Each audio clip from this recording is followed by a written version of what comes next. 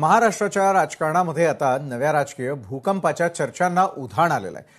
शरदचंद्र पवार यांच्या राष्ट्रवादी काँग्रेस पक्षानं एनडीए सोबत जाण्याबाबत पक्षांतर्गत चर्चा सुरू झाली आहे आणि या बातम्यांमुळे राजकीय वर्तुळात खळबळ उडाली आहे।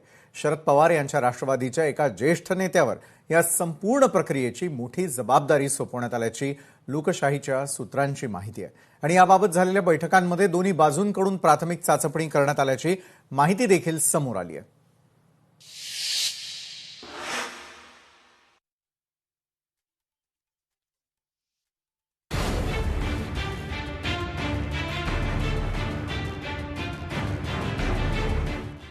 महाराष्ट्रात पुन्हा राजकीय मोठा भूकंप होणार।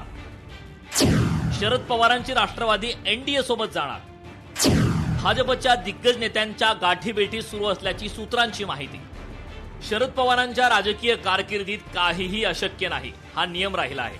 सध्या तरी अधिकृतपणे पक्षाने या शक्यता फेटाळल्या असल्या तरी पडद्यामागे सुरू असलेल्या राजकीय हालचाली आणि महाविकास आघाडीतील अंतर्गत मतभेद पाहता आगामी काळात महाराष्ट्राच्या राजकारणात भूकंप झाल्यास त्यात काही आश्चर्यकारक नसेल।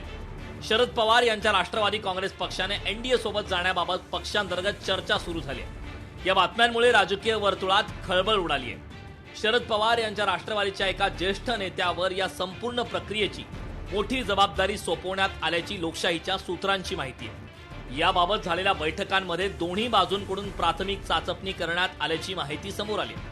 शरद पवार यांच्या राष्ट्रवादी काँग्रेस पक्षाची संपूर्ण जबाबदारी आता खासदार सुप्रिया सुळे यांच्याकडे दिली जाणार। राष्ट्रवादी काँग्रेस पक्षाला केंद्रीय आणि राज्य मंत्रिमंडळात त्यांचा वाटा देणे यावर आता चर्चा सुरू। शरद पवार गटातील काही नेते या बदलाला तयार नाहीत, त्यामुळे ही चर्चा पुढे सरकली नसली तरी येत्या काही दिवसात शरद पवार यांच्याकडूनच एनडीए सोबत जाण्याबाबतच्या निर्णयावर शिक्कामोर्तब होणार असल्याची सूत्रांची माहिती आहे। राष्ट्रवादी काँग्रेस शरद पवार पक्षासमोर काँग्रेसमध्ये विलीन होण्याचा एक पर्याय होता, परंतु पक्षातील बड्या नेत्यांचा याला स्पष्ट विरोध आहे। स्वतःचे राजकीय अस्तित्व टिकून ठेवण्यासाठी आणि कार्यकर्त्यांना विखुरण्यापासून वाचवण्यासाठी एनडीए सोबत तडजोड करणे हा दुसरा पर्याय पुढे आलाय। हा पर्याय निवडताना शरद पवार पक्षाच्या अध्यक्षपदी नसावेत अशी राजकीय रणनीती पक्षाच्या वतीने आखण्यात आली। शरद पवारांचे राजकारण सुरुवातीपासूनच धर्मनिरपेक्ष विचारांशी जोडले गेले। आता व्यावहारिकदृष्ट्या एनडीए सोबत जायचे असेल तर त्यांच्या राजकीय आयडिओलॉजीला कोणतीही बाधा पोहोचू नये यासाठी आधी पक्ष नेतृत्वात बदल करून मग एनडीए सोबत जाण्याच्या निर्णयावर शिक्कामोर्तब होणार आहे। अलीकडे ज्येष्ठ नेते शरद पवार यांनी विधिमंडळात उपमुख्यमंत्री एकनाथ शिंदे यांच्या दालनात जाऊन त्यांची भेट घेतली आणि तिथे राष्ट्रवादी शरद पवार पक्षाच्या काही आमदारांची बैठकही पार पडल्याचं वृत्त आहे। या भेटीनंतर आणि महाविकास आघाडीत निर्माण झालेला अंतर्गत तणाव पाहता यानंतर राजकीय वर्तुळात शरद पवार यांच्या एनडीए सोबत जाण्याच्या किंवा बाहेरून पाठिंबा देण्याच्या चर्चांना अधिक उधाण आले। महाराष्ट्राच्या राजकारणात शरद पवार कोणती चाल खेळतील याचा अंदाज प्रतिस्पर्ध्यांना बांधता येत नाही। आता ते कोणासोबत जातील याचा अंदाज लोक बांधत आहेत। 10 आमदार आणि 8 खासदारांचा हा पक्ष राजकीय भवितव्याच्या राजकीय स्थैर्यासाठी लढत आहे। निधी मिळतो, मतदारसंघात विकास करता येतो म्हणून सत्तेसोबत गेले पाहिजे असे मानणारे 2 ते 3 आमदार आहेत, पण काहीही झाले तरी संघर्ष केला पाहिजे असा आग्रह धरणारे 6 ते 7 आमदार आहेत। काही आमदार फडणवीसांना हवे तेथे सहकार्य करतात। राष्ट्रवादी काँग्रेस शरद पवार पक्षातील काही आमदारांना आणि स्थानिक नेत्यांना विकास कामांसाठी निधी आणि सत्तेत सहभाग हवा आहे। काँग्रेससोबत विलीन होण्यापेक्षा एनडीएला थेट किंवा बाहेरून पाठिंबा देणे त्यांच्यासाठी अधिक सोयीचं ठरू शकते अशी पक्षात अंतर्गत चर्चा आहे।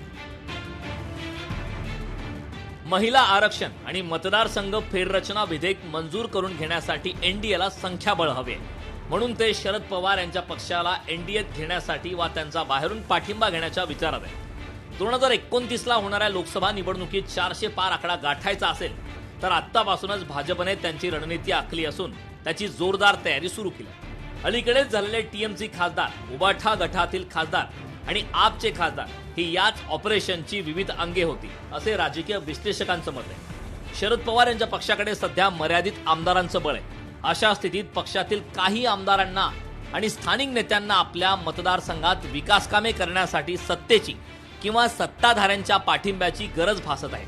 महाविकास आघाडीतील मित्रपक्षांमध्ये अलीकडच्या काळात धुसफूस वाढली। यामुळे पवार पुन्हा एक धक्का देणार का अशी जोरदार चर्चा राज्याच्या राजकारणात रंगली.